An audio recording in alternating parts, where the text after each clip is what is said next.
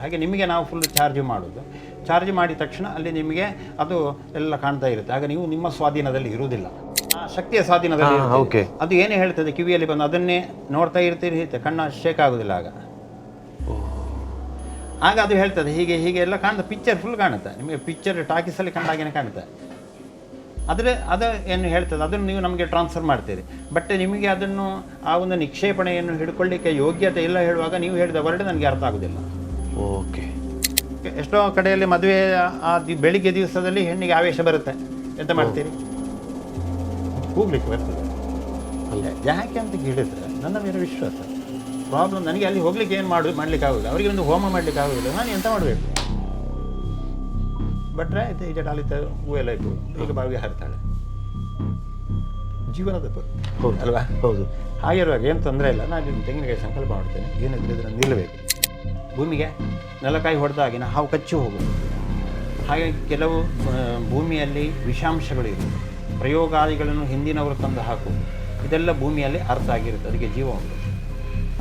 ಆ ಜೀವ ಆ ಶಕ್ತಿಗಳನ್ನು ನೋಡಬೇಕಂದ್ರೆ ಅಂಜನನೇ ಆಗಬೇಕು. ಜ್ಯೋತಿಷ್ಯದ ಬಗ್ಗೆ ನಾವು ಇಷ್ಟೊತ್ತು ಮಾತಾಡಿದ್ವಿ. ಈ ಅಂಜನಶಾಹಿ ಅಂದ್ರೆ ಏನು, ಮತ್ತೆ ಅದರ ಬಗ್ಗೆ ಏನು ನಿಪುಣತೆ ಅಂತ ಹೇಳಿದ್ರೆ ತುಂಬಾ ರೀತಿಯಲ್ಲಿ ಉಂಟದು. ಅಂಜಾನ ಅಂತ ಹೇಳಿದ್ರೆ ಕಾಡಿಗೆಗೆ ಹೇಳಿದ ಅಂಜನ, ಕಾಡಿಗೆ ಹಾಕಿ ನೋಡೋದು, ವೀಳ್ಯದೆಲೆಯಲ್ಲಿ. ಈಗ ತುಂಬ ವಿಧಾನಗಳುಂಟು. ಅವರಿಗೆ ಹೇಗೆ ಸಿದ್ಧಿ ಆಗ್ತದೆ ಹಾಗೆ. ನಮ್ಮ ಅಜ್ಜಯ್ಯ ಇದ್ದರು, ತಂದೆಯ ಸೋದರ ಮಾವ, ಡಾಕ್ಟರ್ R.R. ಭಟ್, ಉಡುಪಿ, ಅವರ ಅಪ್ಪ ನನ್ನ ತಂದೆಯ ಸೋದರ ಮಾವ. ಅವರು ತುಂಬ ಸಿದ್ಧಿ ಪುರುಷರು. ಅವರ ಬಗ್ಗೆ ಹೇಳಲಿಕ್ಕೆ ಹೋದರೆ ಅದು 2 ದಿವಸ ಸಾಕಾಗೋದಿಲ್ಲ, ನಮಗೆ ಅದು ಹಿತವಚನ ಅಷ್ಟೇ. ಅವರು ಇಲ್ಲಿ ರೀಸೆಂಟಲ್ಲಿ ಒಂದು ಕಡೆಯಲ್ಲಿ ಇರುವೆಯಲ್ಲಿ ಹತ್ತಿರ ಏನೋ ಒಂದು ಇದಕ್ಕೆ ಹೋದಾಗ ಅಂಜನ ಹಾಕಿ ನಮ್ಮ ಅತ್ತೆ, ತಂದೆಯ ಅಕ್ಕ, ಅವರು ನೋಡಲಿಕ್ಕೆ ಅಂಜನ ಸ್ನಾನ ಮಾಡಿ ಎಲ್ಲ ಬರಬೇಕು. ಅದಕ್ಕೆ ನೋಡಿದಾಗೆಲ್ಲ ಕಾಣ್ತಾ ಉಂಟು. ಒಂದು ನಿಕ್ಷೇಪಣೆ ತೆಗಿಲಿಕ್ಕೆ ಹೋದದ್ದು. ಅಲ್ಲಿ 50% ಆಗುವಾಗ ಅವರು ಹೇಳ್ತಾರೆ, ಬಾಳೆಹಣ್ಣು ತಿನ್ನುವವನು ಕಳಿಸಿ ಅಂತ. ಕಾರಣ ಅದು ಈ ಅಂಜನ ಅಂತ ಹೇಳಿದರೆ, ಈಗ ನೀವು ನೋಡ್ಬೋದು, ನಿಮಗೆ ನಾನು ಟ್ರಾನ್ಸ್ಫರ್ ಮಾಡಿ ನಾನು ಇರ್ತೇನೆ. ನಾನು ಏನು ಕೇಳಿದರೆ ನಾನು ಏಕಾಗ್ರತೆಗೆ ಬರ್ತೇನೆ, ಇಡೀ ಬಾಡಿಯನ್ನು ಏಕಾಗ್ರತೆಗೆ ತರ್ತೇನೆ. ನಾವು ಎಂತ ಹೇಳಿದರೆ ಕಾಲಲ್ಲಿ ಮೀಟ್ರ್ ಇಲ್ಲಿ ಓಡುತ್ತೆ, ಇದು ಹೀಗೆ ಮಾಡುತ್ತೆ, ಕಾಲು ಎಕ್ಸಲೇಟ್ರಿ ಕೊಡುತ್ತೆ, ಕಣ್ಣು ಮಾತ್ರ ರೋಡಲ್ಲಿ ನೋಡೋದು, ಇದು ಯಾವುದನ್ನು ನೋಡೋದಿಲ್ಲ ಡ್ರೈವಿಂಗ್ ಮಾಡುವಾಗ. ಕರೆಕ್ಟ್. ಇದು ಕೂಡ ಹಾಗೇನೆ. ನಾವು ಇಲ್ಲಿ ಏಕಾಗ್ರತೆಗೆ ತಂದು ನಿಮ್ಮ ಮೇಲೆ ಈಗ ನಾಳೆ ಒಂದು ನೋಡ್ಲಿಕ್ಕೆ ಉಂಟು ನನಗೆ, ಅದು ಕರೆಕ್ಟ್ ಬರುತ್ತೆ. ಅದನ್ನು ಆ ಥರದಲ್ಲಿ ಆದಾಗ ಅಲ್ಲಿ ನಿಮಗೆ ಇಡೀ ನಿಮ್ಮ ಬಾಡಿಲಿಗೆ ಈ ಶಕ್ತಿಯನ್ನು ನಾನು ಟ್ರಾನ್ಸ್ಫರ್ ಮಾಡೋದು. ಈ ಮೊಬೈಲ್ ಜಂಕ್ಷನ್ ಬಾಕ್ಸ್ ಅಂತ ಒಂದು ಇರುತ್ತದಲ್ವ, ಹೋದಾಗ ಇಟ್ಟುಕೊಳ್ಳಿಕ್ಕೆ, ಹಾಗೆ ಅದಕ್ಕೆ ಚಾರ್ಜ್ ಮಾಡಿರ್ತೇವೆ. ಹಾಗೆ ನಿಮಗೆ ನಾವು ಫುಲ್ ಚಾರ್ಜ್ ಮಾಡೋದು. ಚಾರ್ಜ್ ಮಾಡಿದ ತಕ್ಷಣ ಅಲ್ಲಿ ನಿಮಗೆ ಅದು ಎಲ್ಲ ಕಾಣ್ತಾ ಇರುತ್ತೆ. ಆಗ ನೀವು ನಿಮ್ಮ ಸ್ವಾಧೀನದಲ್ಲಿ ಇರುವುದಿಲ್ಲ, ಆ ಶಕ್ತಿಯ ಸ್ವಾಧೀನದಲ್ಲಿ ಇರುತ್ತೆ. ಅದು ಏನೇ ಹೇಳ್ತದೆ ಕಿವಿಯಲ್ಲಿ ಬಂದು ಅದನ್ನೇ ನೋಡ್ತಾ ಇರ್ತೀರಿ, ಕಣ್ಣು ಶೇಕ್ ಆಗೋದಿಲ್ಲ. ಆಗ ಅದು ಹೇಳ್ತದೆ ಹೀಗೆ ಹೀಗೆ ಎಲ್ಲ ಕಾಣುತ್ತೆ, ಪಿಕ್ಚರ್ ಫುಲ್ ಕಾಣುತ್ತೆ ನಿಮಗೆ. ಪಿಕ್ಚರ್ ಟಾಕೀಸಲ್ಲಿ ಕಂಡಾಗೇನೆ ಕಾಣುತ್ತೆ. ಅದು ಏನು ಹೇಳ್ತದೆ ಅದನ್ನು ನೀವು ನಮಗೆ ಟ್ರಾನ್ಸ್ಫರ್ ಮಾಡ್ತೀರಿ. ಬಟ್ ನಿಮಗೆ ಅದನ್ನು ಆ ಒಂದು ನಿಕ್ಷೇಪಣೆಯನ್ನು ಹಿಡ್ಕೊಳ್ಳಿಕ್ಕೆ ಯೋಗ್ಯತೆ ಇಲ್ಲ ಹೇಳುವಾಗ ನೀವು ಹೇಳಿದ ವರ್ಡ್ ನನಗೆ ಅರ್ಥ ಆಗೋದಿಲ್ಲ. ಓಕೆ. ಕಾರಣ ಅದು ನಮ್ಮ ಕೈಯಲ್ಲಿ ಇಲ್ಲಲ್ಲ, ಅವನು ಶೇಷನ ಕೈಯಲ್ಲಿ ಇರೋದು. ಅದೇ ನಿಧಿ ಹೇಳೋದು. ಹಾಗೆ ಅಂಥದ್ದು ಎಷ್ಟೋ ಉಂಟು. ಹಾಗೆ ಅಂಜನದಲ್ಲಿ ನಿಮಗೆ ಈಗಲೂ ಅದನ್ನು ಯಾವ ಪಾಯಿಂಟಲ್ಲಿ ಯಾವ ಮಣ್ಣಲ್ಲಿ ದೋಷಾದಿಗಳುಂಟು. ಕೆಲವು ಸರಿ ಈಗ ನೀವು ಕೇಳಿರ್ಬೋದು, ಅದನ್ನೀಗ ಹೇಳುವವರಿಲ್ಲ, ಕೆಲವು ಸರಿ ಮನೆಯ ಹತ್ತಿರ ಬಂದು ಈ ಸರ್ಪ ಕಚ್ಚಿ ಹೋಗೋದು, ಭೂಮಿಗೆ ನೆಲಕಾಯಿ ಹೊಡೆದಾಗಿನ ಹಾವು ಕಚ್ಚಿ ಹೋಗೋದು. ಹಾಗಾಗಿ ಕೆಲವು ಭೂಮಿಯಲ್ಲಿ ವಿಷಾಂಶಗಳು ಇರುವುದು, ಪ್ರಯೋಗಾದಿಗಳನ್ನು ಹಿಂದಿನವರು ತಂದು ಹಾಕೋದು, ಇದೆಲ್ಲ ಭೂಮಿಯಲ್ಲಿ ಅರ್ಥ ಆಗಿರುತ್ತೆ. ಅದಕ್ಕೆ ಜೀವ ಉಂಟು. ಆ ಜೀವ ಆ ಶಕ್ತಿಗಳನ್ನು ನೋಡಬೇಕಂದ್ರೆ ಅಂಜನನೇ ಆಗಬೇಕು. ನಿಮಗೆ ಜ್ಯೋತಿಷ್ಯದಲ್ಲಿ ಅದು ನಿಮಗೆ ಡೌಟ್ ಬರಲಿಕ್ಕೆ ಶುರು ಆಗುತ್ತೆ. ಅದಕ್ಕಿಂತ ಸೂಕ್ಷ್ಮ ಹೇಳಿದರೆ ಹೀಗೆ, ನಾವು ವಕೀಲರ ಹತ್ರ ಡಾಕ್ಯುಮೆಂಟ್ ಕೊಟ್ಟಾಗ ಹೀಗೆಲ್ಲ ಕನ್ನಡಕ್ಕೆ ಇಟ್ಟು ನೋಡ್ತಾರೆ. ಬಟ್ ಇನ್ನೊಂದು ಭೂತಗನ್ನಡಿಯಲ್ಲಿ ನೋಡ್ತಾರೆ. ಭೂತಗನ್ನಡಿ ಹೇಳುವುದೇ ಅಂಜನ. ಓಕೆ. ನಮಗೆ ಅಂಜನ ಹತ್ತಿರ ಕೂತ್ಕೊಳ್ಳುವಾಗ ನಾವು ಒಬ್ಬರನ್ನು ಹೀಗೆ ಹಿಡ್ಕೊಳ್ಬೇಕು, ನಮ್ಮ ಶಕ್ತಿಯನ್ನು ಎಡಿಷನ್ ಕೊಡಬೇಕು. ಅವರಿಗೆ ಹೆದರಿಕೆ ಆಗ್ತದೆ, ಅದು ಬಂದು ಎಲ್ಲ ತೋರಿಸ್ತದೆ, ಅವರಿಗೆ ವಿಕಾರ ರೂಪ ತೋರಿಸ್ತದೆ. ಆಗ ಅವರಿಗೆ ಹೆದರ್ಲಿಕ್ಕೆ ಆಗದ ರೀತಿಯಲ್ಲಿ ನಾವು ಇವರು ಹೀಗೆ ಮುಟ್ಕೊಂಡಾಗ ಅವರಿಗೆ ಕರೆಕ್ಟ್ ಆನ್ಸರ್ ಮಾಡ್ತದೆ. ಓಕೆ. ಈಗ ಎಷ್ಟೋ ಕಡೆಗಳಿರುವಂಥ ಮನೇಲಿರುವಂಥ ಸಮಸ್ಯೆಗಳಿಗೆ ಬೇರೆ ಬೇರೆ ರೀತಿಯ ಪರಿಹಾರಗಳನ್ನೆಲ್ಲ ಮಾಡ್ತಾರೆ. ಎಷ್ಟೇ ಪರಿಹಾರ ಮಾಡಿದರೂ ಕೂಡ ಮನೆಯಲ್ಲಿ ನೆಮ್ಮದಿ ಅಂತ ಹೇಳೋದು ಇರೋದಿಲ್ಲ. ವ್ಯಕ್ತಿಗಳು ಫಸ್ಟ್ ನೋಡಿದ್ವಿ, ಇವತ್ತು ನನಗೆ ದುಡ್ಡಿದೆ, ಮನೆ ಇದೆ, ಕಾರ್ ಇದೆ, ಅದಿದೆ, ನನಗೆ ನೆಮ್ಮದಿ ಒಂದಿಲ್ಲ. ಪರಿಹಾರ ಅಂತ ಹೇಳಿದ್ರೆ ಪರಿಹಾರ ಕೂಡ ಮಾಡಿದ್ದೇನೆ, ಈ ನೆಮ್ಮದಿ ಯಾಕೆ ಇಲ್ಲ ಅಂತ. ಯಾಕೆಲ್ಲ ಹೇಳಿದರೆ ನೋಡಿ, ಈಗ ನಮ್ಮಲ್ಲೆಲ್ಲ ಒಂದು ಗಾದೆ ಉಂಟು.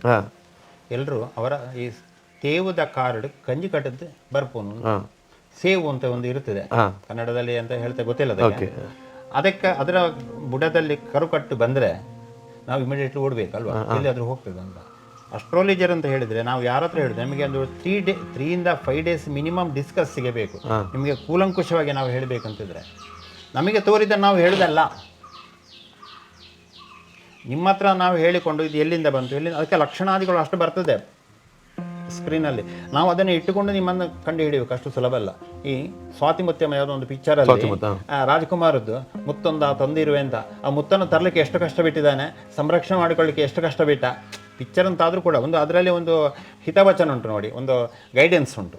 ಹಾಗೆ ಇದನ್ನು ನಾವು ಒಬ್ಬರಿಗೆ ಹೇಳಬೇಕಂತಿದ್ರೆ ಈಗ ಅಷ್ಟು ಯಾರು ಇಲ್ಲ ಈಗ ನನ್ನ ಲೆಕ್ಕದಲ್ಲಿ. ನಿಮಗೆ ಅಷ್ಟು ಅಮೂಲಾಗ್ರವಾಗಿ ನಾವು ಪರಿಶೋಧನೆ ಮಾಡಬೇಕು. ಅಮೂಲಾಗ್ರ ಹೇಳಿದರೆ ಎಷ್ಟೋ ಅದು ಡೀಪ್ ಹೋಗಿ ಹೋಗಿ ಹಿಂದಿಂದ ಜ್ಯೋತಿಷ್ಯ ಹೇಳಿದ್ರೆ ರಿವರ್ಸ್ ಹೋಗಬೇಕು.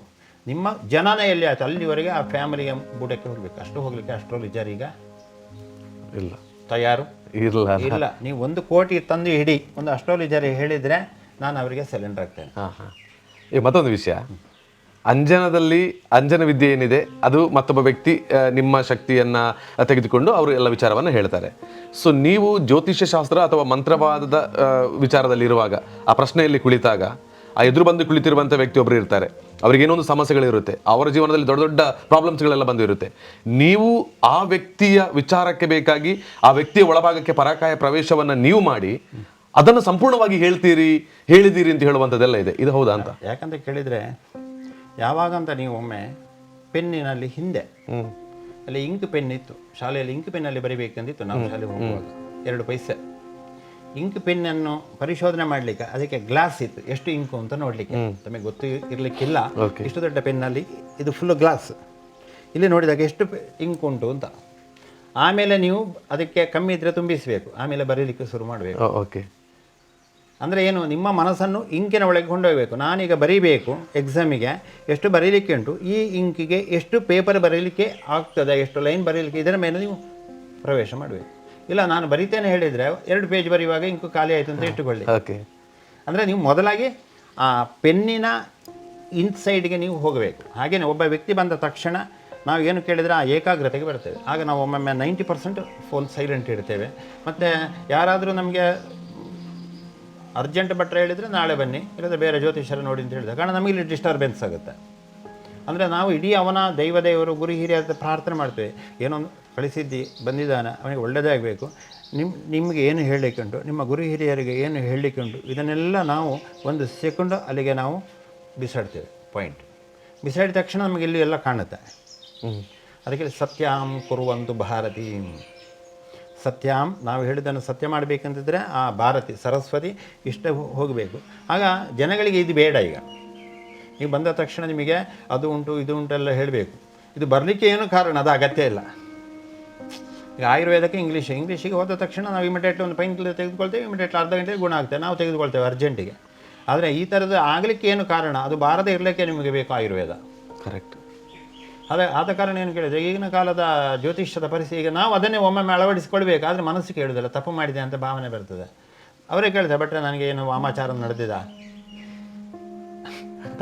ಅವರು ನಮ್ಮ ಹತ್ರ ಕೇಳಿ ಆಯಿತು, ನಾನು ಇಲ್ಲ ಹೇಳಿದರೆ ನಾನು ಬೆಪ್ಪ ಆಗ್ತೇನೆ. ಹಾಗೆ ನಾವಲ್ಲ, ಹಾಗೆಲ್ಲಮ್ಮ ಇದು ಯಾಕೆ ಬಂದು ಕೇಳಿದರೆ ಹೀಗೆ ನಾವು ಎಕ್ಸ್ಪ್ಲೈನ್ ಮಾಡ್ತೇವೆ. ಅದರ ಅಗತ್ಯ ಇರೋದಿಲ್ಲ, ಅದು ನಮಗೆ ಹುಚ್ಚು. ಕಾರಣ ಕಂಡದನ್ನು ಹೇಳಬೇಕಲ್ವಾ. ಪ್ರಶ್ನೆ ಹೇಳಿದ್ದಾನೆ, ನೀನು ಒಳ್ಳೆಯ ರೀತಿಯಲ್ಲೇ ನೀನು ಹೋಗು, ನಿನಗೆ ಕ್ಷೇಮ ಸಿಗುತ್ತೆ ಅಂತ. ನಾವು ಅದನ್ನೇ ಪಾಲಿಸಬೇಕು. ಅವರಿಗೆ ಕ್ಷೇಮ ಸಿಗಲಿಕ್ಕೋಸ್ಕರ ನಾವು ಈ ಥರದಲ್ಲಿ ಹೋದಾಗ ಅವರಿಗೆ ಅಗತ್ಯ ಇರೋದಿಲ್ಲ. ಕರೆಕ್ಟ್. ಈ ಒಳ್ಳೆ ಕೆಲಸ ಮಾಡಿದವರಿಂದ ತುಂಬ ಮಂದಿ ಇರ್ತಾರೆ. ಅಂದರೆ ಅವ್ರು ಹೇಳಿಕೊಳ್ಳೋದಲ್ಲ, ನಮಗೆ ನೋಡಿದಾಗ ಗೊತ್ತಾಗುತ್ತೆ ಅವ್ರು ಒಳ್ಳೆ ಕೆಲಸನೇ ಮಾಡ್ತಾ ಇದ್ದಾರೆ, ಸಮಾಜಕ್ಕೆ ಒಂದು ಒಳ್ಳೆಯ ವ್ಯಕ್ತಿ ಅವರು ಅಂತ. ಇವರಿಗೆಲ್ಲ ತುಂಬ ತೊಂದರೆ ಬರ್ತಾ ಇರ್ತದೆ. ಆದರೆ ಒಳ್ಳೆ ಕೆಲಸ ಮಾಡಿದ ವ್ಯಕ್ತಿಗೂ ತೊಂದರೆಗಳು ಬರೋದಕ್ಕೆ ಏನು ಕಾರಣ? ಈ ಜ್ಯೋತಿಷ್ಯ ಪ್ರಕಾರ ಕೇಳಿದರೆ ಕಲಿಯುಗದಲ್ಲಿ ಸತ್ಯ ಹೇಳಿದವನು ಸತ್ಯ ಹೋದ ಅಂತ. ರೀಸೆಂಟಾಗಿ ನಿಮ್ಮ ಕುಂಬಳೆ ಹತ್ತಿರ ಯಾರೋ ಒಬ್ಬರು ಇದ್ರು, ಭಾರಿ ದಾನ ದಕ್ಷಿಣ ಎಲ್ಲ ತುಂಬ ಹೆಲ್ಪ್ ನೇಚರ್ ಶೆಟ್ಟಿ ಏನು ಪೇಪರಲ್ಲಿ ನೋಡಿ ಹೀಗೆ ನೋಡಿ. ಮತ್ತು ಈಗ ಯಾರಿಗೂ ಉಪಕಾರ ಮಾಡುವುದನ್ನೇ ಬಿಟ್ಟೆ ಅಂತ ಏನೋ ಒಂದು ನೋಡಿದೆ ರೀಸೆಂಟಾಗಿ 1 ಮಂತ್ ಇತ್ತೀಚೆಗೆ. ನಮಗೆ ಗೊತ್ತುಂಟು ಎಲ್ಲ ಗೊತ್ತಿಲ್ಲ.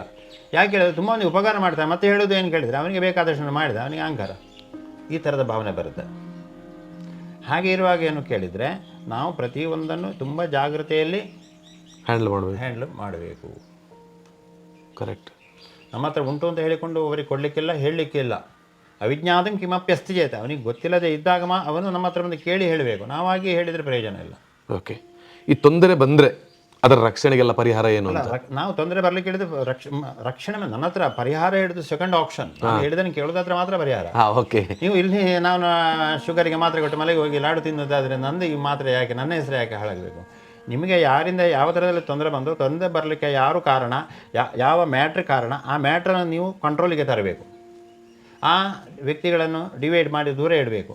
ಬಂದದ್ದಕ್ಕೆ ನೀವು ಪರಿಹಾರ ಮಾಡಿಕೊಂಡು ನೀವು ಜಾಗ್ರತೆಯಿಂದ ಗಾಂಧೀಜಿ ಹೇಳಿದ 3 ತತ್ವಗಳನ್ನು ಪಾಲಿಸಬೇಕು. ಇದು ಗಾಂಧೀಜಿ ಹೇಳಿದ ತತ್ವವನ್ನು ಪಾಲಿಸೋದು ಹೇಳಿದರೆ ನಮ್ಮ ಹತ್ರ ಪ್ರಶ್ನೆ ಇಲ್ಲ, ಪರಿಹಾರ ಆಗುತ್ತೆ. ಓಕೆ. ಹೋಗಲಿಕ್ಕೆ ಹಣಕ್ಕೆ ಬಸ್ಸಿಗೆ ಹಣ ಉಂಟಾ ಕೇಳಿದೆ. ಈಗ ನೀನೊಬ್ಬರಿಗೆ ಕೇಳಿದೆ ಹೋಗಲಿಕ್ಕೆ ಬಸ್ಸಿಗೆ ಹಣ ಉಂಟಾ ಅಂತ. ಯಾಕೆ ಹೇಳಿದರೆ ನನಗೆ ಹರ್ಟ್ ಆಗಲಿಕ್ಕೆ ಬಾರ್ದು. ನಾನು ಹೇಳೋದು ಒಂದು, ಅವ್ರು ಮಾಡೋದು ಇನ್ನೊಂದು ಆದರೆ ನಾನು ಹೇಳಿ ಪ್ರಯೋಜನ ಅಂತದ್ದು. ಭಗವಂತ ಬಗ್ಗೆ ಹಾಗೇನೆ ಬರ್ತಿದ್ದಾನೆ. ಎಸ್, ತುಂಬ ಮಂದಿ ಇವಾಗ ನಾವು ನೋಡಿದರೆ ಕಾರ್ಯಕ್ರಮದ ಕೊನೆಗೆ ಬರ್ತಾ ಇದ್ದೀವಿ. ಭಾಳ ಒಂದು ಅದ್ಭುತವಾದ ಉತ್ತರಗಳನ್ನು ಪ್ರಶ್ನೆಗಳಿಗೆ ಕೊಡ್ತಾ ಬಂದಿದ್ದೀರಿ. ತುಂಬ ಮಂದಿ ಇವತ್ತು ಮಂತ್ರವಾದವನ್ನು ಮಾಡ್ತಾ ಇದ್ದಾರೆ, ಅಲ್ಲಲ್ಲಿ ಬೋರ್ಡ್ಗಳು ನೋಡ್ತಾ ಇದ್ದೇವೆ. ಇದೆಲ್ಲ ಸರಿಯಾ ಅಂತ ನಿಮ್ಮ ಪ್ರಕಾರ? ಸರಿಯಾಗಿ ಹೇಳಿದರೆ ಮಂಡೆ ಇದ್ದರೆ ಮುಂಡಾಸು ಹೇಗೂ ಕಟ್ಟಬಹುದು. ಮಂಡೆ ಇದ್ದರೆ ಮುಂಡಾಸು ಕಟ್ಬೋದು. ಅದು ಎಷ್ಟು ಸಮಯ ನಿಲ್ತದೆ, ಅದು ಸೆಕೆಂಡ್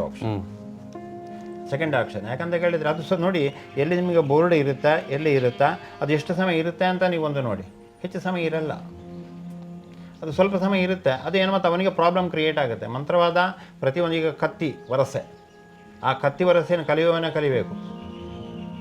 ಕತ್ತಿಯನ್ನು ಓರೆಯಲ್ಲೇ ಇಟ್ಟುಕೊಳ್ಬೇಕು. ಯಾಕೆ ರಾಜನಾದರೂ ಅವನಿಗೆ ಅಂತ ಯಾಕೆ ಅನ್ಯಾಯ ಮಾಡೋದಿಲ್ಲ, ಅದು ಮಾಡ್ತದೆ. ಹೌದು, ಮಂತ್ರಶಾಸ್ತ್ರ ಹೇಳಿದರೆ ಹಾಗೆ. ಒಂದು ವೇಳೆ ಹಾಗೆ ಮಾಡದೇ ಇದ್ದರೆ ಆ ಫ್ಯಾಮಿಲಿಯಲ್ಲಿ ಪ್ರಾಬ್ಲಮ್ಸ್ ಬರುತ್ತೆ. ಮತ್ತು ಎರಡನೇದಾಗಿ ಮಂತ್ರವಾದದಿಂದ ಮಕ್ಕಳ ಎಜುಕೇಷನ್ ಇದಕ್ಕೆಲ್ಲ ಪ್ರಾಬ್ಲಮ್ಸ್ ಎಲ್ಲ ಬರುತ್ತೆ. ಫ್ಯಾಮಿಲಿ ಗಂಡ ಹೆಂಡತಿ ಪ್ರಾಬ್ಲಮ್ಸ್ ಬರುತ್ತೆ. ಔಷಧಿ ಮಾಡಿದರೆ ಔಷಧಿ ನಡೆಯದೆ ಕೂತ್ಕೊಳ್ತದೆ. ಈಗ ತುಂಬ ಒಂದು ಫ್ಯಾಮಿಲಿಯನ್ನು ಹಾಳು ಮಾಡಲಿಕ್ಕೆ ಅದು ಯಾಕೆ ಬರ್ತದೆ ಕೇಳಿದರೆ ಮಾಡಿ ಬರಬೇಕಂತಿಲ್ಲ. ಪ್ರಯೋಗ ಮಾಟ ಕೃತ್ರಿಮ ಹೇಳೋದು ಜ್ಯೋತಿಷ್ಶಾಸ್ತ್ರದಲ್ಲಿ ಆಭಿಚಾರ ಅಂತ ಹೇಳೋದು. ನೀವೊಂದು ರೋಡಲ್ಲಿ ಹೋಗ್ತಾ ಇರ್ತೀರಿ, ಒಂದು ವೈರ್ ಕಟ್ಟಾಗಿ ಬಿದ್ದಿದೆ, ಮೈನ್ ವೈರ್ ಶಾಕ್ ಹೊಡಿತದೆ. ಅದು ಯಾರು ನಿಮಗೆ ಮಾಡಿದ್ದಲ್ಲ, ನಿಮ್ಮ ಟೈಮ್ ಮೈನಸ್ ಇದು ಬಂತು. ಹಾಗಿರುವಾಗ ಏನು ಮಾಡಬೇಕು? ಭಗವಂತ ಕಣ್ಣು ಕೊಟ್ಟದ್ದು ಯಾಕೆ ಹೇಳಿದರೆ, ನೀನು ನಡೆಯುವ ದಾರಿಯಲ್ಲಿ ಜಾಗೃತೆಯಾಗಿ ನಡಿ ಹೇಳತಕ್ಕಂಥ ಒಂದು ವಿಚಾರ. ಬಂದದ್ದಕ್ಕೆ ಪರಿಹಾರ ಮಾಡಿಕೊಂಡು ಜಾಗೃತೆಯಲ್ಲಿ ಹೋಗಬೇಕು, ಇದು ಜೀವನ. ಈಗ ಒಂದು ವೇಳೆ ಈಗ ದೋಷಾದಿಗಳು ಬಂತು, ಅದು ಫ್ಯಾಮಿಲಿಯಲ್ಲಿ ಬರ್ತದೆ. ಯಾಕೆ ಚಿತ್ತೇ ವಾಚಿತ ಕರ್ಮಣಿ ತ್ರಿಷಿಕರೋತ್ರ ಇಷ್ಟ ತಿರುಬೇರಿಜಾಯಂತೆ, ಮನಸ್ಸಿನಲ್ಲಿ ಎಣಿಸುವುದು ಅವನ ಹಾಳಾಗಿ ಹೋಗಲಿ. ವಾಕ್ಯದಲ್ಲಿ ಬಾಯಲ್ಲಿ ಹೇಳುವುದು, ಮನಸ್ಸಲ್ಲಿ ಎಣಿಸುವುದು, ಇದನ್ನೆಲ್ಲ ಮಾಡಿದ ತಕ್ಷಣ ಪ್ರಯೋಗ ಓಡೋಡಿ ಬರುತ್ತೆ. ನೀವು ಗಾಳಿಯನ್ನು ಹೋಗು ಅಂತ ಹೇಳಬೇಕಂತಿಲ್ಲ, ಹೀಗೆ ಹಾಕೊಂಡಿದ ತಕ್ಷಣ ಗಾಳಿ ಬರುತ್ತೆ. ಹೌದು ಅಲ್ವಾ? ದೋಷಾದಿಗಳು ಹಾಗೇನೆ, ನೀವು ಹೋಗತಕ್ಕಂಥ ರೂಟ್ಗಳು ಸರಿ ಇದ್ದರೂ ಅದರಿಂದ ದೋಷ ಬರುತ್ತೆ, ತಪ್ಪಿದ್ರೂ ದೋಷಾದಿಗಳು ಬರುತ್ತೆ. ಹಾಗಾದರೆ ಹೇಗೆ ನಡಿಬೇಕು? ಕೊಟ್ಟದ್ದು ತನಗೆ, ಬಚ್ಚಿಟ್ಟದ್ದು ಪರರಿಗೆ. ನೀವು ನಿಮಗೆ ಕೊಟ್ಟದ್ದನ್ನು ಇನ್ನೊಬ್ಬರಿಗೆ ಕೊಟ್ಟರೆ ಅಲ್ಲಿ ದೋಷ ಬಂದಾಯಿತು. ಹೌದು. ಬಚ್ಚಿಟ್ಟದ್ದು ಅದೇ ಹೋಗ್ಕೊಂಡಿರಲಿ, ಅಲ್ಲೊಂದು ತೆಂಗಿನಕಾಯಿ ನಮ್ಮ ತೋಟದಲ್ಲಿ ಬಿದ್ದೆವು ಹೇಳ್ಕೊಂಡು ಹೋಗ್ತೇನೆ, ಸರಿ. ಅಲ್ಲಿ ಬಚ್ಚಿಟ್ಟದ್ದು ಇಲ್ಲಿಂದ ಕೊಂಡೋದ್ರೆ ನಾನು ಅದನ್ನು ಹಿಡಿದು ಬಿಡ್ಬೋದು ಅಲ್ವಾ? ಅಲ್ಲಿಂದ ಕೊಂಡೋದ್ರೆ ಹಾಗೆಯೇ ಒಂದು ಮನುಷ್ಯ ತಪ್ಪು ಮಾಡಿದಾಗ, ಅಥವಾ ಅವನ ತಾಯಿಯ ಕಡೆಯವರು ತಪ್ಪು ಮಾಡಿದರೆ, ತಂದೆಯ ಕಡೆಯವರು ತಪ್ಪು ಮಾಡಿದರೆ, ಆ ಫ್ಯಾಮಿಲಿಯಲ್ಲಿ ಈಗ ಇರತಕ್ಕಂಥ ಪ್ರಸನ್ನವರಿಗೆಲ್ಲ ದೋಷಾದಿಗಳು ಬರುತ್ತೆ. ಆಗ ನಾವೆಲ್ಲ ಮಾಡ್ತೇವೆ, ಭೂತ ದರ್ಶನ, ಅದು ದರ್ಶನ, ಇದು ದರ್ಶನ ಎಲ್ಲ ಮಾಡ್ತೇವೆ. ನಿನ್ನೆ ಒಂದು ರೀಸೆಂಟ್ ಕೇಳಿದೆ, ಹೀಗೀಗೆ ಅಂತ. ಸರಿ ಆಯ್ತು ಅಂತ ಹೇಳಿದರೆ, ಯಾಕಂತ ಕೇಳಿದ್ರೆ ನನಗೆ ಒಳ್ಳೇದಾಗಲಿಕ್ಕೆ ಇದ್ದವನಿಗೆ ನಾವು ಗೈಡೆನ್ಸ್ ಮಾಡ್ಬೋದು. ಬಟ್ ಅವನು ಕೊಡತಕ್ಕಂಥ ದಕ್ಷಿಣೆಗೆ ನಾವು ಒಳ್ಳೇದಾಗಲಿ ಅಂತ ಗೈಡೆನ್ಸ್ ಮಾಡಿದರೆ ಅದು ನಮ್ಮ ತಪ್ಪು.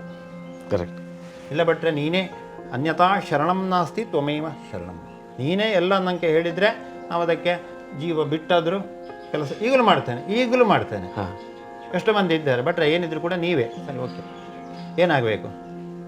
ಎಷ್ಟೋ ಕಡೆಯಲ್ಲಿ ಮದುವೆ ಬೆಳಿಗ್ಗೆ ದಿವಸದಲ್ಲಿ ಹೆಣ್ಣಿಗೆ ಆವೇಶ ಬರುತ್ತೆ, ಎಂತ ಮಾಡ್ತೀರಿ? ಬೆಳಿಗ್ಗೆ ಬರುತ್ತೆ, ಬೆಳಿಗ್ಗೆ ಇನ್ನು ಖಾಲಿ 3 ಗಂಟೆ ಹೊತ್ತಿರೋದು ಮುಹೂರ್ತಕ್ಕೆ ಬ್ಯಾಂಗ್ಳೂರಲ್ಲಿ, ಯಾರಂತ ಬೇಡ, ದೊಡ್ಡ ಪೋಸ್ಟ್. ಎಂತ ಮಾಡಬೇಕು ಹೇಳಿ? ನಾನು ಬ್ಯುಸಿ ಇರ್ತೇನೆ, ಅವರ ಮನೆಗೆ ನಾನು ಜ್ಯೋತಿಷ್ಯನು, ಪುರೋಹಿತನು, ಮಂತ್ರವಾದಿಯು ನಾನೇ ಎಲ್ಲ. ಎಂತ ಮಾಡಬೇಕು ಈಗ? ನಾನು ಎಂತ ಮಾಡಬೇಕು? ಜಾತಕ ನೋಡಿದವು ನಾನೇ, ಎಲ್ಲವೂ ನಾನೇ. ಹಾಗೆ ನನಗೆ ಹೇಗೆ ಆಗ್ತದೆ? ನನ್ನ ಮೇಲೆ ಇದ್ದ ಪ್ರೀತಿಗೆ ನಾನು ವಿಶ್ವಾಸಕ್ಕೆ ಏನೋ ಕೊಡಬೇಕಲ್ವ? ಏನು ತೊಂದರೆ ಇಲ್ಲ, ನಿಖಲ್ ಆಯ್ತಾ ಅವಡು ಹೋಗ್ಲಿಕ್ಕೆ ಬರ್ತದೆ. ಯಾಕೆ ಅಂತ ಕೇಳಿದರೆ ನನ್ನ ಮೇಲೆ ವಿಶ್ವಾಸ. ಪ್ರಾಬ್ಲಮ್ ನನಗೆ ಅಲ್ಲಿ ಹೋಗ್ಲಿಕ್ಕೆ ಏನು ಮಾಡ್ಲಿಕ್ಕೆ ಆಗೋದಿಲ್ಲ, ಅವರಿಗೆ ಒಂದು ಹೋಮ ಮಾಡ್ಲಿಕ್ಕೆ ಆಗೋದಿಲ್ಲ, ನಾನು ಎಂತ ಮಾಡಬೇಕು? ಬಟ್ರೆ ಈಗ ಕಾಲಿತ ಹೂವೆಲ್ಲ ಇತ್ತು, ಈಗ ಬಾವಿಗೆ ಹಾರ್ತಾಳೆ, ಜೀವನದ ಅಲ್ವಾ? ಹೌದು. ಹಾಗಿರುವಾಗ ಏನು ತೊಂದರೆ ಇಲ್ಲ. ನಾನು ತೆಂಗಿನಕಾಯಿ ಸಂಕಲ್ಪ ಮಾಡ್ತೇನೆ, ಏನಿದ್ರೆ ಇದನ್ನು ನಿಲ್ಲಬೇಕು. ಒಂದು ವಾರದೊಳಗೆ ನಾನು ತೀರ್ಮಾನ ಮಾಡ್ತೇನೆ ಅಷ್ಟೇ. ಅಲ್ಲಿ ಸರಿಯಾಗಿ ಹೇಳ್ತೇನೆ, ನೀವು ಕಾರಲ್ಲಿ ಕೂತ್ಕೊಳ್ಳಿ ಮದುವೆ ಮಂಟಪಕ್ಕೆ ಹೋಗಿ ಅಂತ ಒಂದೇ. ಹೇಗೆ ಹೇಳ್ತೇನೆ ಏನು ಅಂತ ನಮ್ಗೆ ಗೊತ್ತಿಲ್ಲ. ಆದರೆ ಒಂದು ಹುಡುಗಿಯ ಜೀವನ ಅಲ್ವಾ? ಹೌದು, ಕರೆಕ್ಟ್ ಕರೆಕ್ಟ್. ಒಂದು ವೇಳೆ ಅಲ್ಲಿ ಮಂಟಪದಲ್ಲಿ ಎಲ್ಲಿಯಾದರೂ ಹೆಚ್ಚು ಕಮ್ಮಿ ಆದರೆ ಗಂಡ ಬಿಡುದಿಲ್ವಾ? ಮತ್ತೆ ಅಡಿಗೆ ಮಾಡಿದ್ದು ಹೋಯಿತು, ಈ ಫ್ಯಾಮಿಲಿಗೆ ಪ್ರಾಬ್ಲಮ್ಸ್ ಬಂತು, ಎಲ್ಲ ಬಂತು, ಮತ್ತೆ ಪರಿಹಾರ ಮಾಡ್ತೇನೆ, ಅವ್ರು ಮಾಡ್ತಾರೆ. ಬಟ್ ಆ ಟೈಮಲ್ಲಿ ನಿಮ್ಮನ್ನ ಕೈ ಹಿಡಿದದೇ ನಿಮ್ಮ ಗುರು ಹಿರಿಯರು ಆಗಿನ ನಿಮ್ಮ ವಿದ್ಯೆ. ನಾವು ಎಂತ ಮಾಡಿ ಯಾವ ಪ್ರಶ್ನೆ ಇಲ್ಲ, ನಮ್ಮಲ್ಲಿ ಪೂಜೆ ಹೋಮದಲ್ಲಿ ನೀನೇ ಇದ್ರೆ ಏನಿಲ್ಲ, ಅದ್ರ ಮೇಲೆ ಇಟ್ಟು ಏನಿಲ್ಲ, ಎಲ್ಲ ನೀನೇ. ಈಗ ನನಗೆ ಮದುವೆ ನಡಿಬೇಕು ಅಷ್ಟೇ. ಆಗ ಒಂದು ವೇಳೆ ಅವರು ಅದಕ್ಕೆ ಫರ್ದರ್ ಮಾಡೋದಿದ್ರೆ ನನಗೆ ಬರ್ತದೆ ಪ್ರಾಬ್ಲಮ್. ನಾನು ಹಾಗೆ ಫೇಸ್ ಮಾಡಿಕೊಂಡು ನಾನು ಪ್ರಿಪೇರ್ ಆಗಬೇಕು. ಒಂದು ವೇಳೆ ಅಂಥದ್ದು ಎಷ್ಟು ಮಾಡುವಾಗ ನನ್ನ ಹಟ್ಟಿಗೆಯಲ್ಲಿ ಕೋಣಗಳು ರಕ್ತಗಾರಿದ್ದುಂಟು. ನನಗೆ ಗೊತ್ತಾಗುತ್ತೆ, ನಮ್ಮ ಅಪ್ಪ ತಂದು ಇಲ್ಲಿ ಏನಾದರೂ ವ್ಯವಸ್ಥೆ ಮಾಡ್ತೇನೆ. ಹಾಗಿರುವಾಗ ಯಾಕಂತ ಹೇಳಿದ್ರೆ ಜೀವನದಲ್ಲಿ ಆದ ಕಾರಣ ನಾನು ಇಷ್ಟವರೆಗೂ ಸೇಫ್ ಆಗಿದ್ದೇನೆ. ನನಗೆ ಯಾವ ಶಾಸ್ತ್ರದ ಬಗ್ಗೆ ನನಗೆ ಯಾವ ಆರ್ಗ್ಯುಮೆಂಟಿಗೂ ನಾನು ತಯಾರಿ ಇರ್ತೇನೆ. ಆದರೆ ನೀವು ಹಾಗೆ ಹೇಳಿದ್ರಿ, ಮಂತ್ರದಲ್ಲಿ ಮಾವಿನಕಾಯಿ ಉದುರುತ್ತಾ ಅಂತ, ಉದುರಿಸಲಿಕ್ಕೆ ಗೊತ್ತಬೇಕು. ಬೆಡಿ ಗನ್ನ ನಾನು ಬಿಡ್ಬೋದು, ಆದರೆ ಪೊಲೀಸ್ತವರು ಯಾರು ನಮ್ಮ ದಯಾನಾಯ್ಕ ಇದ್ದ, ಅವನು ಅವನು ಭಾರಿ ಶೂಟರ್ ಅಲ್ವಾ, ಗೊತ್ತಿರ್ಬೋದು. ಅವನ ಶೂಟರ್ಗಿಂತ ಯಾರಿಲ್ಲ. ಆ ಶೂಟಿಂಗ್ ಮಾಡಲಿಕ್ಕೆ ನೀವು ಕಲ್ತಿರಬೇಕು. ಅದಕ್ಕೆ ಯೋಗ ಬೇಕು, ಪ್ರಯತ್ನ ಬೇಕು, ಎಲ್ಲವಿದ್ರೆ ಮಾತ್ರ ಅವನಿಗೆ ಶೂಟ್ ಮಾಡಲಿಕ್ಕೆ ಬರುತ್ತೆ. ಹಾಗೆಯೇ ಮಂತ್ರದಲ್ಲಿ ಈ ಮಾವಿನಕಾಯಿ ಉದುರಿಸಲಿಕ್ಕೆ ಅವನು ಮಂತ್ರದಿಂದ ಆ ಮಾವಿನಕಾಯಿಯನ್ನು ಪ್ರಿಪೇರಿಂಗ್ ಮಾಡಿರಬೇಕು. ಬ್ಲ್ಯಾಕ್ ಮ್ಯಾಜಿಕ್ ಎಲ್ಲ ಮಾಡೋದಿಲ್ವ, ಹಾಗೆ ಅಂಥದ್ದು ಎಷ್ಟೋ ವಿಚಾರಾದಿಗಳು ಎಕ್ಸಾಮ್ ಸಮಯದಲ್ಲಿ ಎಷ್ಟೋ ಮಕ್ಕಳು ಬಟ್ರೆ ಹೀಗೆ ಸರಿ ಓಕೆ ನೀನು ಏನು ಹೆದರಬೇಡಮ್ಮ, ನೀನು ಹೋಗು. ಹಾಗೆ ನಾನು ಏನು ಮಾಡೋದಿಲ್ಲ. ಆದರೆ ನಾನು ಹೇಳಿದ ತಕ್ಷಣ ಯಾರು ಹೋಗ್ತಾರೆ? ನಾನು ಆರಾಧಿಸುವ ಶಕ್ತಿಗಳು. ನಾನು ಮತ್ತೆ ಫೋನ್ ಮಾಡೋದಿಲ್ಲ, ನಾನು ಎಕ್ಸಾಮಲ್ಲಿ ಫೋನ್ ಮಾಡ್ತೇನೆ, ಮಗು ಪಾಸ್ ಆಯ್ತು ಅಂತ ಅಷ್ಟೇ. ಪರಿಹಾರ ಮಾಡಿ ಅಂತ ನಾನು ಹೇಳೋದಿಲ್ಲ, ಮಾಡೋದಿದ್ದರೆ ಅವರಿಗೆ ಬಿಟ್ಟದ್ದು. ಅವ್ರು ಮಾಡಿದರೆ ನನಗೆ ಟಾರ್ಚರ್ ಮಾಡಬೇಕು ನಾನಲ್ವಾ. ಹಾಗೆ ಅದು ಎಷ್ಟೋ ಸಿಚುವೇಶನ್ಸ್ಗಳು ದೋಷಾದಿಗಳು ಓಡೋಡಿ ಬಂದು ಮನುಷ್ಯನಿಗೆ ಕೊಡ್ತದೆ. ಆದ ಕಾರಣ ಒಂದು ಫ್ಯಾಮಿಲಿಯಲ್ಲಿ ಏನಾದರೂ, ಈಗ ನಿನ್ನೆ ರೀಸೆಂಟ್ ಕೆಲವೆಲ್ಲ ನೋಡಿದೆ, ಮೊನ್ನೆ 5 ಪ್ರಾಬ್ಲಮ್ ನೋಡಿದೆ. ಬಟ್ ನಾನು ಹೇಳ್ತೇನೆ ಅವರಿಗೆ, ನಾನು ತುಂಬ ಡಿಸ್ಕಸ್ ಮಾಡಿ ಅವರು ಕೊಟ್ಟ ದಕ್ಷಿಣಕ್ಕಿಂತ ಸಣ್ಣ 5 ಗಂಟೆ ಡಿಸ್ಕಸ್ ಮಾಡಿ ನನ್ನ ತಲೆಗೆ ನನಗೆ ಸುಸ್ತಾಗಿ, ಮತ್ತು ನನಗೆ ಮೂಡುಬಿದ್ರಿಗೆ, ನಾನು ಬ್ಯಾಂಗ್ಳೂರಿಂದ ಮೂಡುಬಿದ್ರಿಗೆ ಬರ್ತೇನೆ ಇಲ್ಲ ನನಗೆ ಗೊತ್ತಿಲ್ಲ. ಮೂಡುಬಿದ್ರೆ ಬಂದು ಸಿಯಾಳ ಕುಡಿದು ಮನೆ ಬಂದು ಏನೋ ಹೇಳಿದೆ, ಮಕ್ಕಳಾದ್ರೆ ಏನೋ ಸುಸ್ತಾಗ್ತಾ ಉಂಟು. ನನಗೆ ಗೊತ್ತುಂಟು ಮ್ಯಾಟ್ರಿಗೆ ನಾನು ಇಳಿದ ಕಾರಣ ಬಂತು ಅಂತ. ಈಗ ಒಬ್ಬ ಅಲ್ಲಿ ದೋಷಾದಿಗಳು ಆ ವ್ಯಕ್ತಿಗೆ ಕೊಡಲಿಕ್ಕೆ ಕಾರಣ ಅವರು ಮಾಡಿದ ಪಾಪಕರ್ಮ. ಅದಕ್ಕೆ ನಾನು ಸಜೆಷನ್ ಕೊಟ್ಟರೆ ಅದು ನನ್ನನ್ನು ಟಾರ್ಚರ್ ಮಾಡುತ್ತೆ, ನನಗೆ ಗೊತ್ತುಂಟು ಅದು. ಆದರೆ ನಾನು ಕೇಸ್ ಬಂದಂಥ ಹ್ಯಾಂಡಲ್ ಮಾಡಲೇಬೇಕಲ್ವ ನಾನು. ಕೊನೆಗೆ ಮನೆಗೆ ಬಂದು ಸ್ವಲ್ಪ ರಿಲ್ಯಾಕ್ಸ್ ಮಾಡಿಕೊಂಡೆ, ಎಲ್ಲ ತಿನ್ನುವುದನ್ನೆಲ್ಲ ತಿಂದೆ.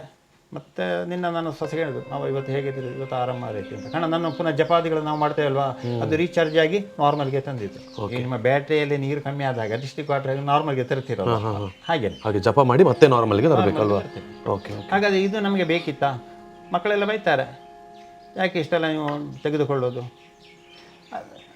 ಬರ್ತೆ ಹಾಗಾದರೆ ನನಗೆ ಎಂತ ಮಾಡಲಿಕ್ಕೆ ಆಗ್ತದೆ. ಹಾಗಾದರೆ ನಾನು ಇಷ್ಟು ಶಾಸ್ತ್ರ ಓದಿದ್ದೆ ಹಾಗೆ. ಇದೀಗ ನಿಮಗೆ ನೋಡ್ಬೋದು, ಇದೀಗ ಅಥರ್ವವೇದ. ಇದನ್ನು ಓದಲಿಕ್ಕೆ ಅಷ್ಟು ಸುಲಭ ಉಂಟಾ? ಇಲ್ಲ. ನಮಗೆ ಒಂದು ಏನಾದರೂ ಅಂಗಡಿಯಿಂದ ಬರುವಾಗ ಒಂದು ಟೊಮೆಟೊ ತಾಯಿ ಹೇಳಿದ್ರೆ ಎಲ್ಲ ಥರದ ಟೊಮೆಟೊ ಬಿಟ್ಟು ಬರ್ತೇವೆ. ಅಂತಹ ಒಂದು ಕಲಿಯುಗ ಇರುವ ಸಮಯದಲ್ಲಿ ನಾವು ಇದಿಷ್ಟನ್ನು ಸ್ಟಡಿ ಮಾಡಿ ಇಟ್ಕೊಂಡು, ಕಾರಣ ಒಬ್ಬನಿಗೆ ಆದರೆ ಉಪಕಾರ ಆಗಲಿ, ಅವನು ಒಳ್ಳೇದಾಗ್ತಾನೆ, ಅದು ಅವನ ಬ್ರಹ್ಮ ವಿಧಿ. ಆದರೆ ನಮ್ಮಿಂದ ಆಗೋದನ್ನು ಮಾಡತಕ್ಕಂಥ ಇವತ್ತಿಗೂ ನಾವು ಮಾಡ್ತೇವೆ. ಅದಕ್ಕೆ ಬೇಕಾದ ಪ್ರತಿಫಲ ಅವನು ಕೆಲವರು ಹೇಳ್ತಾರೆ, ಬಟ್ ನಮ್ಮ ಹತ್ರ ಇಲ್ಲ. ಸರಿ ಓಕೆ ಆಯಿತು, ಹೋಗೋದು ಅಷ್ಟೇ. ಬೇಸರ ಮಾಡಿಕೊಂಡ್ರೆ ನಾನು ಮಾಡಿದ್ದು ಹೋಯ್ತಲ್ವಾ. ಕರೆಕ್ಟ್. ನಾನು ಮಾಡಿದ್ದೆ ನಾನು ಒಳ್ಳೇದಾದರೆ, ನಾನು ಮೊನ್ನೆ ರೀಸೆಂಟಾಗಿ ಒಂದು 2-3 ಮಾಡಿದೆ, ಮತ್ತೆ ಹೇಳಿದ್ದೇನೆ. ಮತ್ತು ಯಾರೋ ಅವರು ಹೇಳಿಕೊಂಡು ಯಾರೋ ಬಂದರು, ಈಗ ಇತ್ತೆ ತೊಂದರೆ ಇದೆ, ಬಟ್ರೆ ಇತ್ತಲ್ಲ ಆಯ್ಕೊಲ್ಲೆ ಸರಿ, ಅವು ಮಾಡಿದನ್ನೆಲ್ಲ ಮಾಡಿ ಆಗಿದೆ.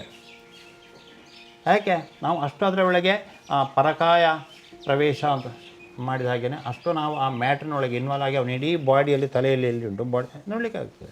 ಅದಕ್ಕೆಲ್ಲ ಇದು ಬೇಸಿಕ್. ಆದರೆ ಒಂದು ಮ್ಯಾಟ್ರನ್ನು ವಿಷಯ ಬಂದ ಮಂತ್ರದಲ್ಲಿ ಮಾವಿನಕಾಯಿ ಹೇಳಿದರೆ, ಇದನ್ನು ನಮಗೆ ಎನ್ಕ್ವೈರಿ ಮಾಡಿ ಎಕ್ಸ್ಪ್ಲೈನ್ ಮಾಡಲಿಕ್ಕೆ ನನ್ನಷ್ಟೇ ಇನ್ನೊಬ್ಬರಿಗೆ ಗೊತ್ತಬೇಕು. 1 ತಿಂಗಳು ಮಿನಿಮಮ್ ಟೈಮ್ ಬೇಕು. ಒಂದು ಮ್ಯಾಟ್ರಿಗೆ 1 ತಿಂಗಳು ಬೇಕು. Okay okay okay. ಕೋರ್ಟಲ್ಲಿ ಒಂದು ಕೇಸಿಗೆ 25 ವರ್ಷ ತೆಗೀತಾರೆ. 1 ತಿಂಗಳಿಗೆ 1 ದಿವಸ ಇಟ್ಟರು ಅಲ್ವಾ. ಹಾಗೆಯೇ ಇದು ಕೂಡ ಮಂತ್ರವಾದ ಅಂತ ಹೇಳಿದ್ದಕ್ಕೆ ಇಷ್ಟನ್ನು ನಾನು ಹೇಳಿದೆ. ವಾದ ಹೇಳಿದರೆ ಕಾರಣ ಆಯಿತು ಹೋಗಿ ನನ್ನ ಜೀವನದಲ್ಲಿ ನಾನು ಇವತ್ತು ಹೇಳಿ, ಈಗ ನನಗೆ 5 ಗಂಟೆಗೆ ಒಬ್ಬರು ಬೆಂಗಳೂರಿಂದ ಬರ್ತಾರೆ, ಒಬ್ಬರು ಉಡುಪಿಯಿಂದ ಬರ್ತಾರೆ. ಯಾಕೆ ಕೇಳಿದರೆ ನಮ್ಮ ಮೇಲೆ ಅವರಿಗೆ ಅಪಾರವಾದ ನಂಬಿಕೆ. ಇದಕ್ಕೆ ಬೇಕು ನಂಬಿಕೆ. ಅದಕ್ಕೆ ಹೇಳಿದ್ದಾನೆ, ಮಂತ್ರೇ ತೀರ್ಥೆ, ಮಂತ್ರದಲ್ಲಿ ವಿಶ್ವಾಸ ಬೇಕು, ತೀರ್ಥದಲ್ಲಿ ವಿಶ್ವಾಸ ಬೇಕು. ನಮ್ಮ ಮಾನ್ಯ ಶ್ರೀಮತಿ ಇಂದಿರಾ ಗಾಂಧಿ ಅವರು ಉಡುಪಿಗೆ ಕೃಷ್ಣ ಮಠಕ್ಕೆ ಬರುವಾಗ ತೀರ್ಥವನ್ನು ಟೆಸ್ಟ್ ಮಾಡಿ ಕೊಡ್ತಿದ್ದಾರೆ. ಈಗ 80 ಮೊದಲು ಆ ಸಮಯದಲ್ಲಿ ನಾನು ಹೇಳಿದ್ದು ಕೇಳು, ನನಗೆ ಸ್ಟೂಡೆಂಟ್ ಆಗಿರಲಿಲ್ಲ. ತೀರ್ಥದಲ್ಲಿ, ಮಂತ್ರದಲ್ಲಿ ವಿಶ್ವಾಸ, ತೀರ್ಥದಲ್ಲಿ ವಿಶ್ವಾಸ ಬೇಕು. ದ್ವಿಜೆ, ಬ್ರಾಹ್ಮಣರಲ್ಲಿ ವಿಶ್ವಾಸ ಬೇಕು. ದೈವಜ್ಞೆ, ಜ್ಯೋತಿಷರಲ್ಲಿ ವಿಶ್ವಾಸ ಬೇಕು. ಭೈಷಜ, ಯಾರ ಔಷಧಿ ಕೊಡ್ತಾನ ಅವನಲ್ಲಿ ವಿಶ್ವಾಸ.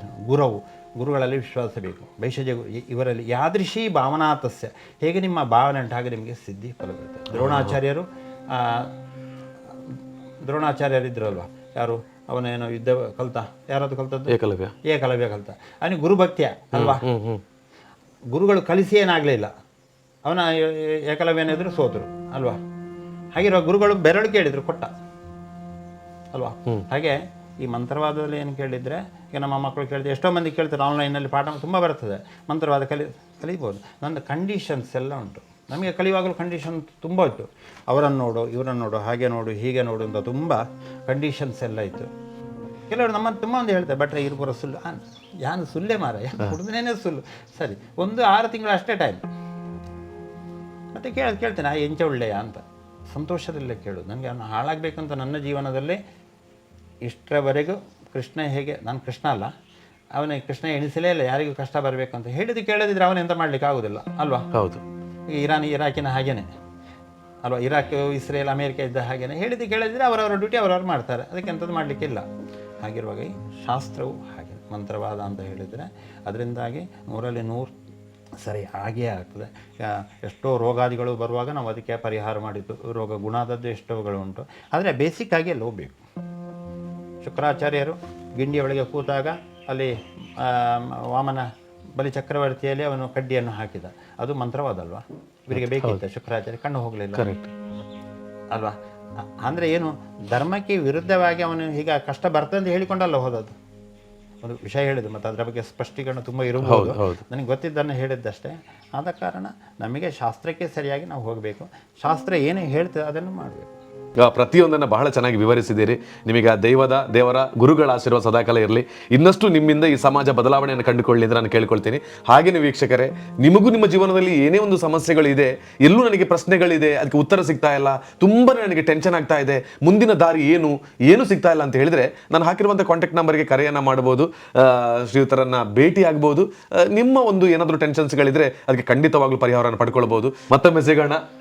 Thank you so much. ಹಾಗೇನೆ ನಮ್ಮಿಂದಾಗಿ ಸಾವಿರಾರು ಜನರಿಗೆ ಒಂದು ಒಳ್ಳೆಯ ಮಾಹಿತಿಯನ್ನು ಕೊಟ್ಟದಕ್ಕೆ ಭಗವಂತ ನಿಮಗೂ ಕೂಡ, ನಿಮ್ಮ ಸಂಸ್ಥೆಗೆ, ನಿಮ್ಮ ಶ್ರೇಯಸ್ಸು ಎಲ್ಲವನ್ನು ಅನುಗ್ರಹ ಮಾಡಲಿ ಅಂತ ನಮ್ಮ ಆರಾಧ್ಯ ದೇವಾನುದೇವತೆಗಳಲ್ಲಿ ಪ್ರಾರ್ಥನೆ. ತುಂಬ ಧನ್ಯವಾದಗಳು. ಸಿಗೋಣ ಮತ್ತೊಮ್ಮೆ. Thank you.